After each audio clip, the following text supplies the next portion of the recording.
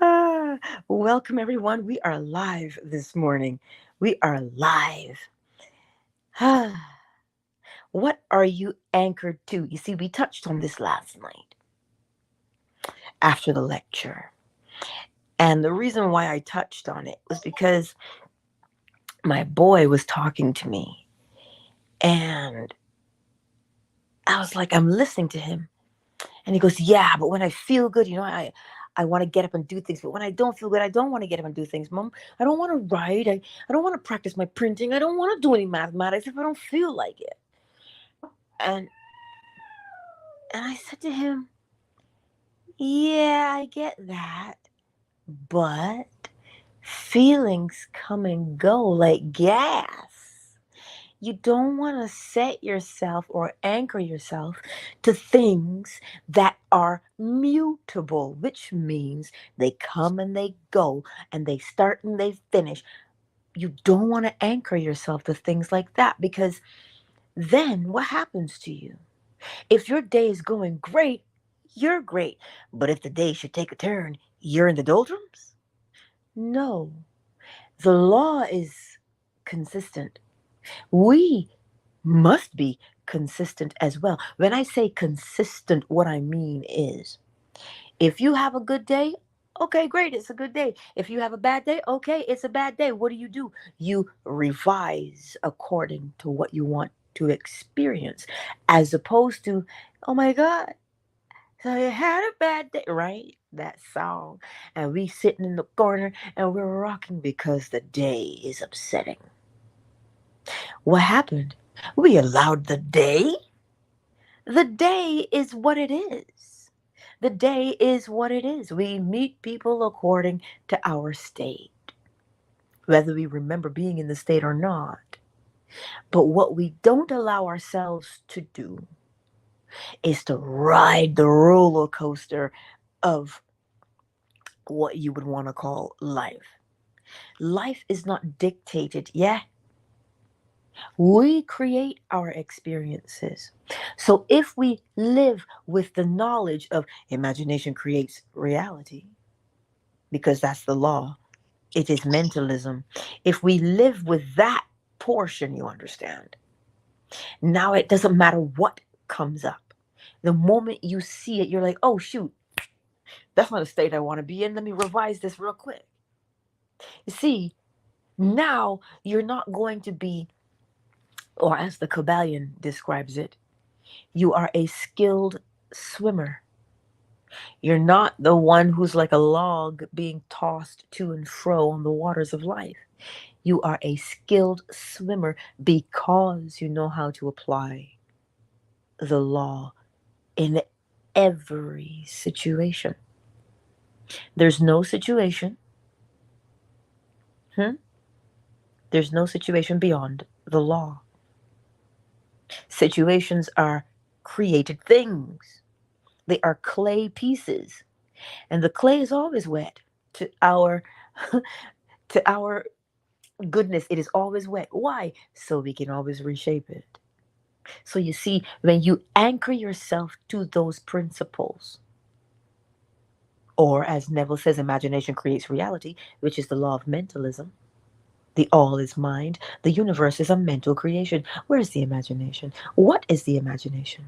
The awareness of self. And because we are aware of self, we become aware that, oh snap, look, I am and I can do. Here's what I can do. That is the way it rolls every day. So if you are anchored to that, it doesn't matter what situation arises, because then you are master of the situations. And you're not driven by, today I feel good, I'm going to do this. Today I feel bad, I'm not going to do that. You see the roller coaster? It is exhausting to hold on to the roller coaster and never have it stop. Up, down, up, down, up, down. No, no, no, no, no, no, no. If you notice, rhythm is an ebb and a flow, not an up, down. It's an ebb and a flow. It's an undulation. It's the waves of the ocean. If you've ever stood in the waves of the relax, relax. If you've ever stood in the waves of the ocean, you would recognize it moves in a particular fashion. There's a gentle pull and a gentle push. Yes? Oh Lord, take your head out of there. Come, come, come, come. See, there's a gentle push and a gentle pull. That's what happens. That's what happens, right? So, you notice how it is different from an up, down, a peak, a valley, peak, valley. Do you notice the difference? When you notice the difference, you will return to the ebb and the flow because it is manageable. Hey, I don't want you to bury your face, handsome.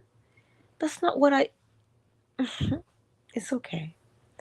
Look for the difference between the two, and you'll know exactly what you're doing.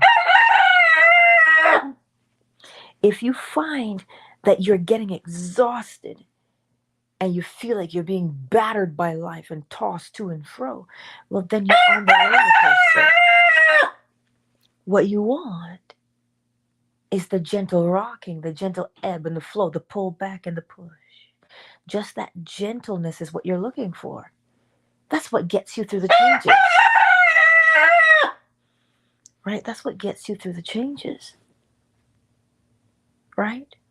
So, where are you anchored? Take stock of that today. Where have you hitched yourself to? You see, people think that if you're anchored or tethered or anchored, to the law, you're somehow restricted. You're not restricted. Not in the least bit. When you're anchored in the law, you are free to fly. Understand this. Just like you, I see. You're anchored all right. When you are anchored to the law, you are free to fly. You move of your own volition. You're in the air and you're like, oh, let's go left, let's go right. Ooh, child, take a break. Or if you're now not tethered to the law, what happens? You're like, oh my God, hold on. And you're white knuckling it through life. So if we take it upon ourselves to remember that the all is mind, the universe is a mental creation. I can change things mentally. What I experience in my imagination is what I will experience in reality. If you live by that, you are in control now.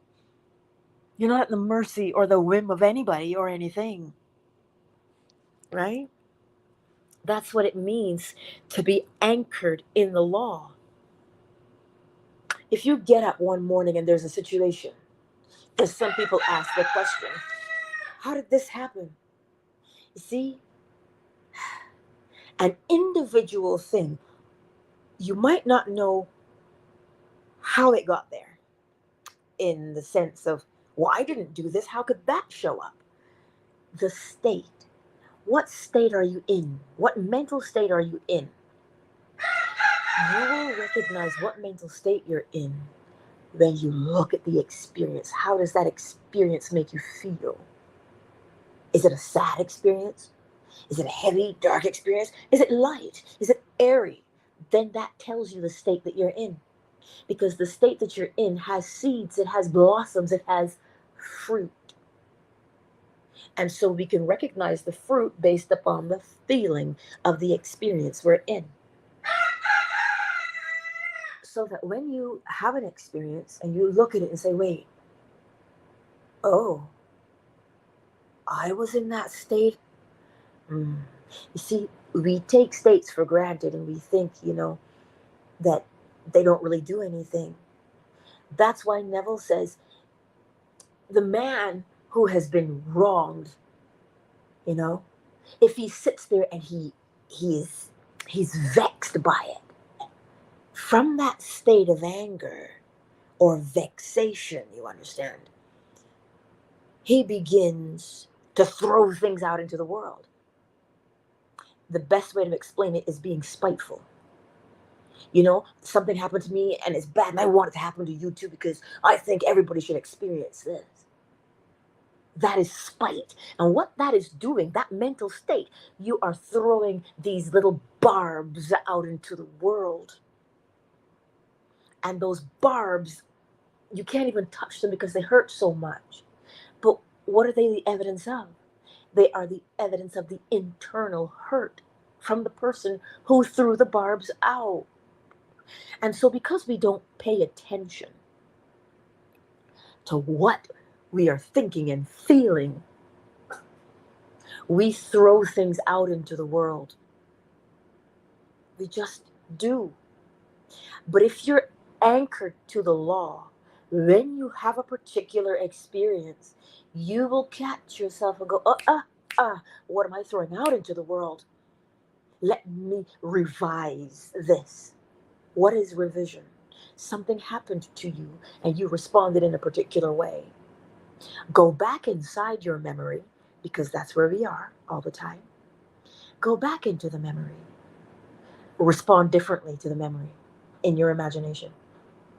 Instead of cussing somebody out from the memory, go back and do it in a different way, in a way that benefited you, to soothe it, to diffuse it or transmute it, remove the pain from it, and remold and shape that pain into something beautiful. Because remember, the clay of life is always wet. We can reshape our world. That's what we're doing. When you are anchored to the law, that is what you do with every situation because you know the state you're in. And you'll be able to tell, oh snap, look at that, that's an old harvest. I remember that state. And you go back and you revise. Right? Well, Angela, does that mean that bad things aren't going to happen to me? We look at the world in terms of good and bad and we create problems. Look in the world from the state of, is this state helpful? I have an image in my mind. Does this state take me towards the fulfillment of that image, or does it take me away from? So if the state takes you towards who you say you are, carry on. Because the things that come out of that state will confirm or correspond. And they'll be just like the state. You know, as a man thinketh, therefore he is.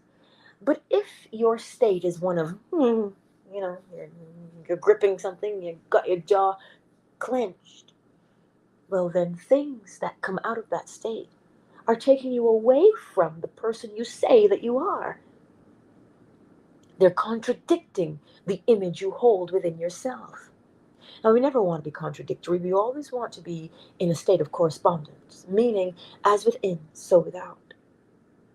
So when we are anchored to those principles, mentalism, correspondence, vibration, polarity, rhythm, causation, and gender, when we're anchored to those, we now dictate, oh, I see my state, and because I know my state, I can predict the outcomes of things.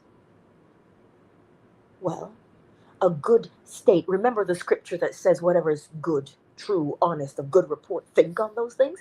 If you are busy thinking on those things, what do you think you will experience in the outside world? Well, as within, so without. So if you're thinking on things that are good, honest, good report, well, you will encounter those kinds of experiences because it is you planting the seeds. Imagine, if you will, you are a farmer and you have this satchel, a bag strapped across you, a courier's bag. It's strapped across your shoulders, across your body, and you dip your hand in the bag and you take out a handful of seeds. What kind of seeds are in that bag? Well, that is your mental state. So whatever seeds are contained in that bag in your mental state. You walk out and you throw to the left, you throw to the right, you step. You throw to the left, you throw to the right, you step. You throw to the left and you throw to the right. Your harvest is inevitable. So, what seeds are you planting? We do it all day, every day. And the good news, the great news is, if you look at your harvest and you say, oh, well, have mercy, this will not do, you don't want to plant that anymore. So, what do? Change the seeds. Well, that's gardening 101. So, if it works in gardening 101, it works mentally because it has to be done mentally before it can be done physically. You don't just get up and say, like somebody I know, she says, I want to plant roses. You think that idea happened physically? No. The idea happened mentally. And because the idea happened mentally, she said, I have the desire to plant roses, so let me. And everything that she required, because she was pulled in a direction. What direction? To learn about roses, how to treat roses. What do they like? What don't they like? Do you see how the state of mind dictated her actions? So she ended up planting roses. We do the exact same thing. But now don't think of roses, thoughts. This is how you use the law of correspondence. If you go out to the garden and you see that something is languishing, something is dying, what's the first thing you do? You try and figure out why. Why is it doing this? That's not its nature to do that. It should be thriving. So if you can do that with the plant, but your life is like the plant. It has been planted. Is it languishing? What is causing it to languish? Something inside. A thought, the way you think about something, the way you believe about something. So you get in there, and what do? You troubleshoot. That's what we do.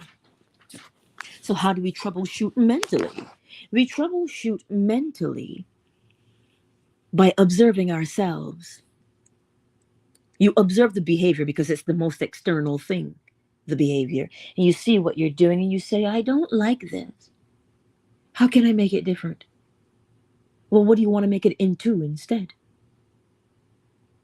And once you decide what you want to make it into, now, can you see it? How does it make you feel?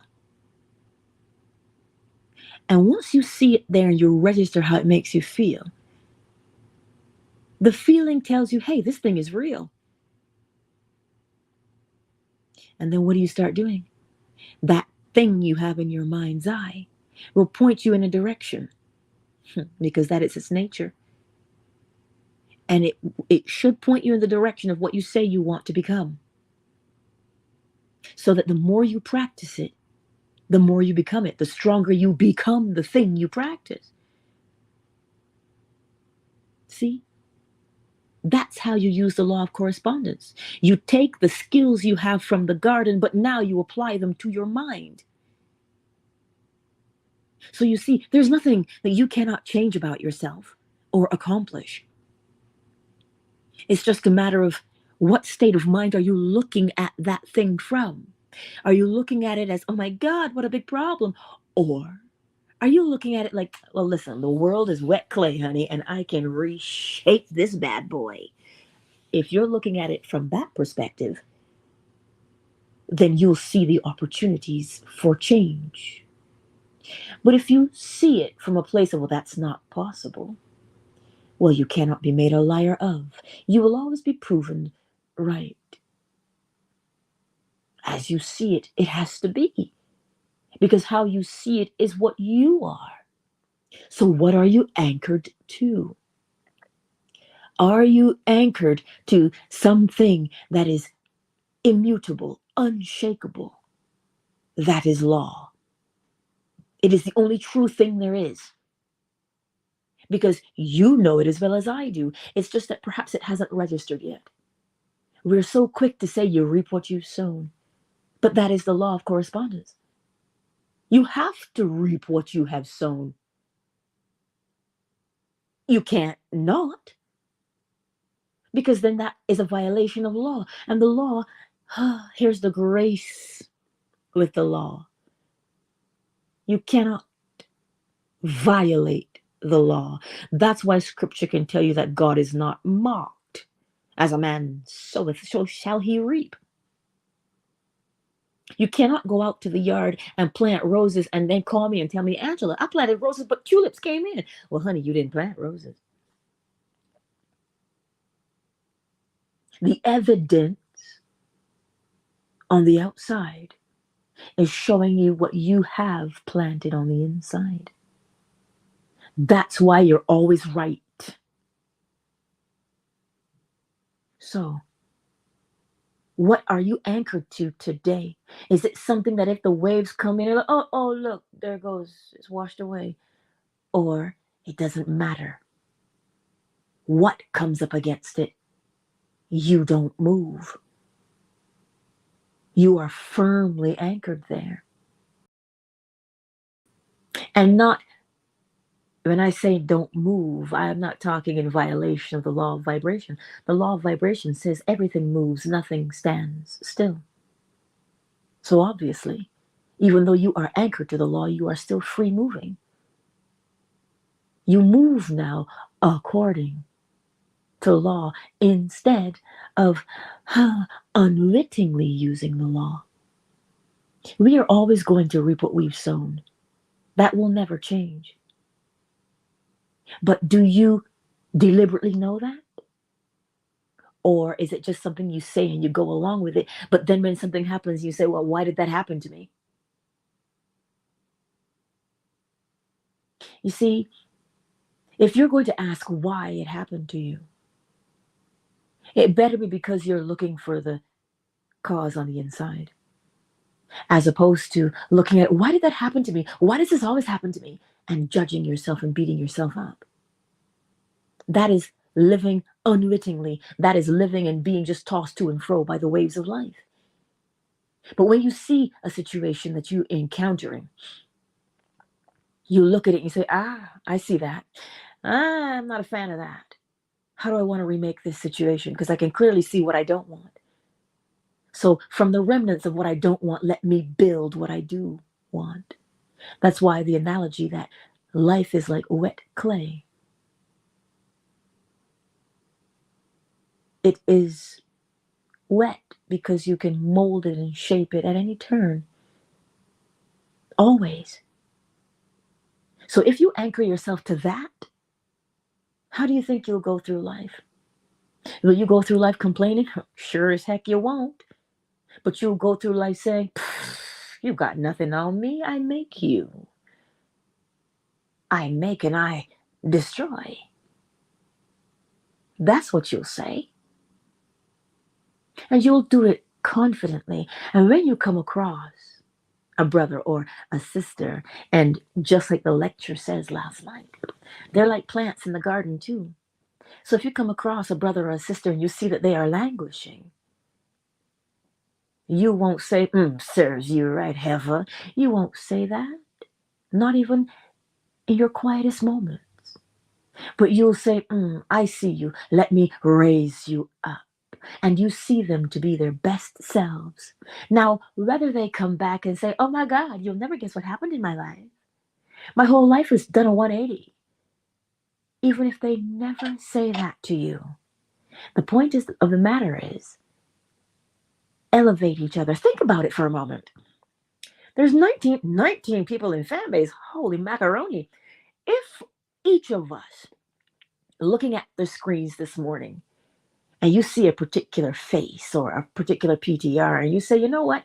You don't even say anything to them. You just whisper, I want you to have the best life. I see you in your best life. If each of us whispered that about one person in this space, did you know what we could accomplish in our own lives? all of us would be elevated.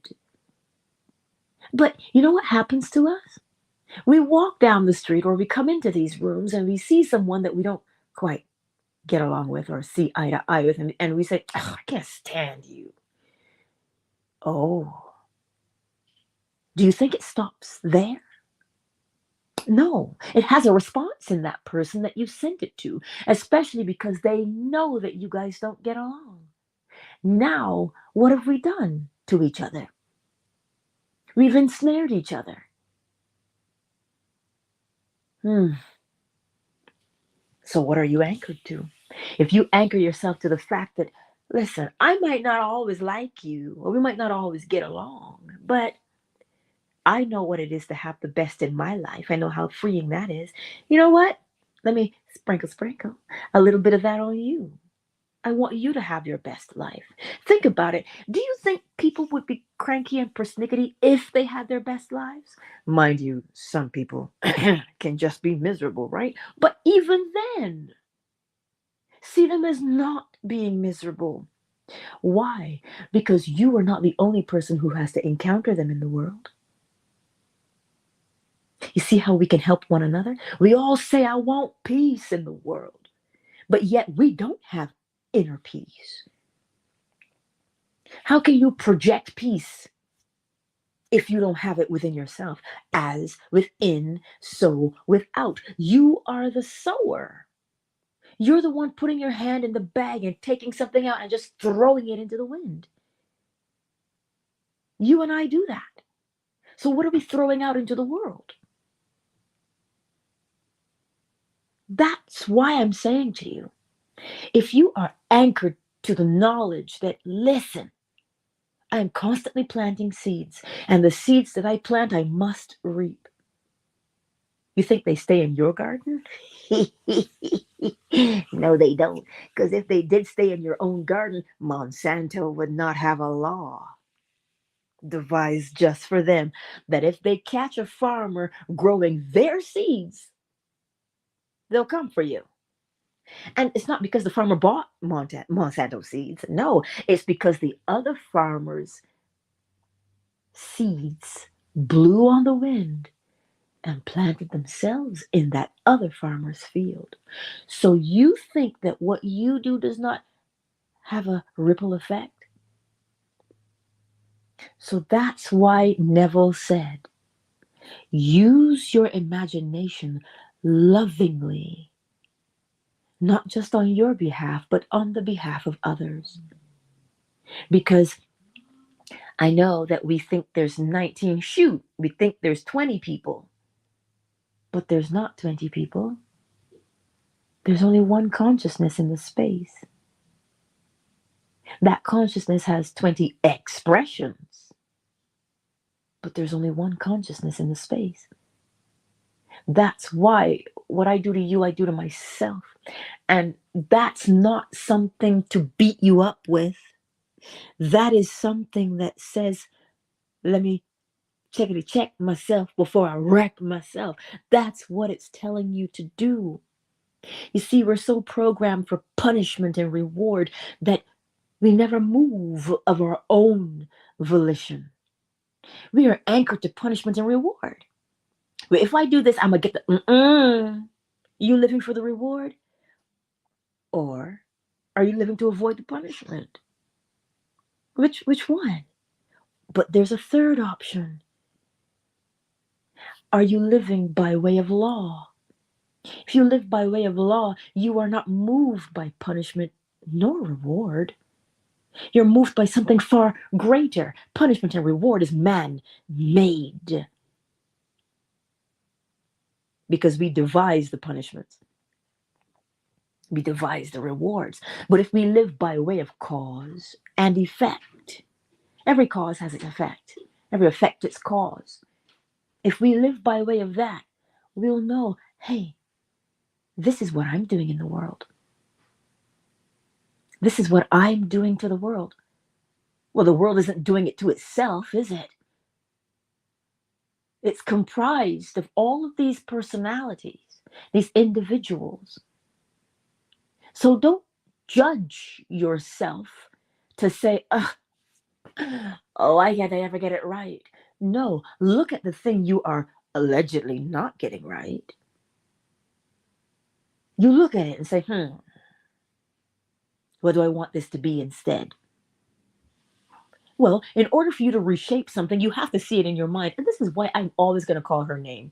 Brie is something else. Not only is she absolutely beautiful, but she has got mad skills. She just made this cabinet, this desk thing. And I'm like, how do you see these things? She has the ability, we all do it, but I like hers because I observe her. I follow her on TikTok. And I'm always marveling at what she does because she's using the law just right there, like right on the ground, she's using the law. She saw curtains hanging in her window and she's like, oh, that's a dress and it looks like this. She sits down and she cuts it out, the pattern of what that curtain is going to become. You see, if you can look at your life and see how you want to reshape it, well, then it will reshape it. But that's why I tell you, it starts mentalism. The all is mind. The universe is a mental creation. So what are you anchored to? If you are anchored to the fact that, wait a minute. If I can see it how I want it to be, it has to become it. Yes. Well, how will I know what to do? You will know what to do because the thing has its way of unfolding, and you just follow the inclinations, meaning the pattern emerges and you follow the pattern. That's how you'll know what to do. That's how you'll know where to go, who to call, and who will call you. It's not random. It's not willy-nilly. It isn't. So today, check yourself. Not from a place of judgment. Oh, my mother says. Oh, my father says. Listen, the old things that weigh us down, you have to abandon those things. Why?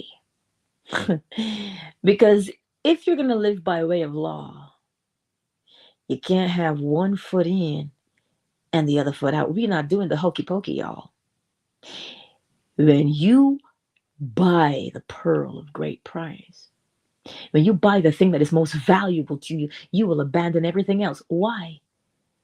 When you abandon everything else, it doesn't mean that you're leaving yourself lacking. When you abandon the old way, it means you have recognized there's nothing beyond your reach because you are the one creating. So here's the image I want to paint for you. You want to hold on to that old thing, that old relationship, that old job. You want to hold on to that? Then you have the power to do what? Reshape it. Which of those two things is powerful? Holding on to it and wearing yourself out and fighting and forcing it, or being anchored in the law to say, life is wet clay, I'm going to reshape this. What would be ideal for me? You can't create for what's ideal for me. You have to create for what's ideal for you. You're the one. So when you remake it, a funny thing happens. We start to create things in our minds and we see it there and we're like, oh, I might not like that consequence. So you don't do it. You see, this is why when people say, well, what about bad people?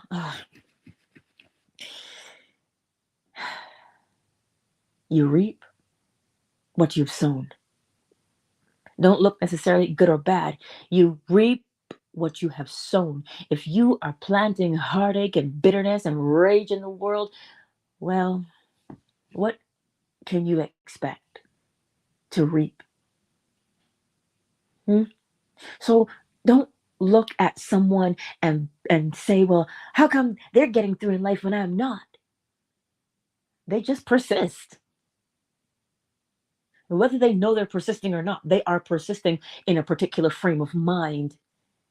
So that's why we don't compare ourselves. We are unique in our expressions. In other words, we have our own nuances, our own way of doing things. Well, do you, boo boo, do you? I'm trying to be like these young hip people. Allow yourself to explore what you are truly capable of becoming, not what you heard you could not become. Because are you anchored in the words of your mother? Are you anchored in the words of your father? Are you anchored in the words of your priest? Or are you anchored in law? The law says, as within, so without. So what's within you? You know what's within you. And if you see it on the outside and you don't like it, it's wet clay. Just like Brie can look at a curtain hanging there and say, I see a beautiful dress. I'm looking at the curtain because she showed it, and I'm like, girl, where? Where is that address? Listen, when she finished making that dress, I was like, hello, can you make something for me too? Like the world, your life, and the experiences, if you anchor yourself in the fact that it is wet clay and you can mold it and shape it, do you think you will think in terms of, well, this is holding me back? Oh, no, I can't do that. You won't think that way, will you? But you will come up in life and say, I can do all things through Christ who gives me strength. I quote scripture, yes, because that's how I was raised. That's my nuance. But scripture could not exist without the law because that is what it is built upon. You understand? So when you read the scripture, it's a story, it is a parable, but it is showing you the law at every turn. So this morning, let me welcome everyone into the space, and then I'll play the bowl. Well, I'll play the recording of the bowl because I played it once. Let's go. I see you. Oh, well, Band of Python? Hello, you're new to this space. Welcome. Tonyo? Hello. It's Symmetric. Hey, V224. Howdy. Love Troll, baby. I see you all here on Twitter this morning. Loving you. Oh, I can't sing. I remember that. Copyright information. Because I want to bust out in song, but I have to restrain the impulse. But don't get it twisted. I have already sang the song in my head. Can't copyright that, can you? No, you can't. Who's here on YouTube and Facebook? Well, the ones who've made themselves known in the chat. Hey, Checkmate, Ronay, A-Not, I see you. And for the others who've not made themselves known in the chat, I see you. Fanbase, who's here? King, Thoy is here. Moon is here. Terrell. Dr. Accountability is in the house. My Melanin, L, Mansa, Joaquin. Flo Smiles, Ali, Stephanie, KZ.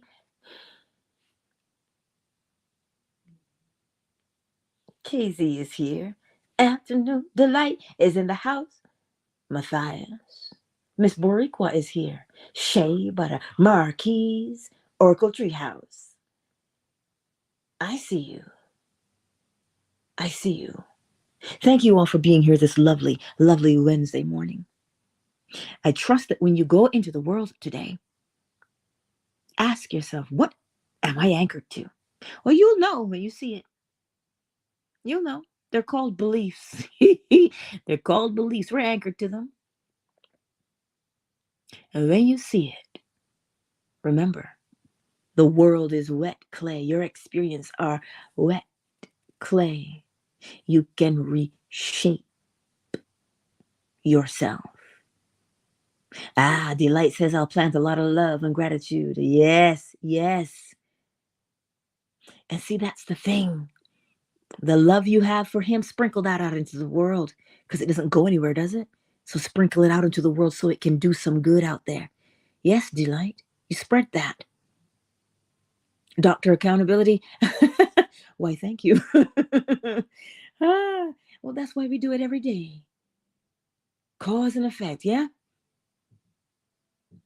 Yes, King Thor, I love you. We're all starting the day off beautifully. I'm missing 808 today. So if you see 808 in this space and I don't see her, you let me know. Um, and this is true. Oh, Joaquin, he says you anchor to the silence of the moment, the now, and then you reach out in your aim. How beautiful. Joaquin, I didn't know you could wax poetic, baby. But here you are. You know, this is the beauty of what we have been given, the ability to reshape. No more let it escape from you to say, why is there so much turmoil in the world? Now you know why there's turmoil in the world, because there's turmoil within. Well, how can it get there otherwise? And nothing springs forth randomly. No, not a thing. Let me get the bowl. And as you hear the bowl this morning, you may get possible bird song. You may. He's on snooze at the moment. But when you hear the bowl this morning, allow yourself to know. You see that law? Think about how gracious it is. Think about how loving, how unconditional it is. It doesn't say, well, Angela's not been a very good girl. You don't get to use the law today. It doesn't say that. You could be the greatest. You could not be the greatest, but the law cares not. It says, use it. Become. That's what it says. Scripture says it rains on the wicked as well as the righteous. Yes? So don't judge. Look at the law. Where can you apply it and change your life today? So as you hear the bowl, if you're driving, drive. You don't have time for the bowl, but you can go back and get the replay for the bowl, or spend some quiet time today, as Joaquin suggested, in the silence. And simply allow the fact that you have the potential, just as everybody else does. No one is greater or lesser than you. No one. We're all made equal under the law. But what is beautiful and unique about us is expressed. That is unconditional love. Marvel in that unconditional love today, and know that the law helps you to express the beauty that is contained within. And as within, so without.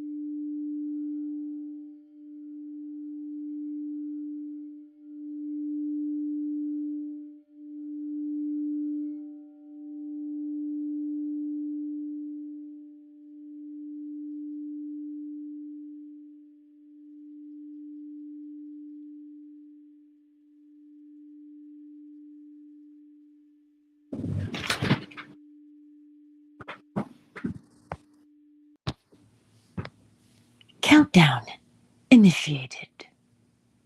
5, 4, 3, 2, 1.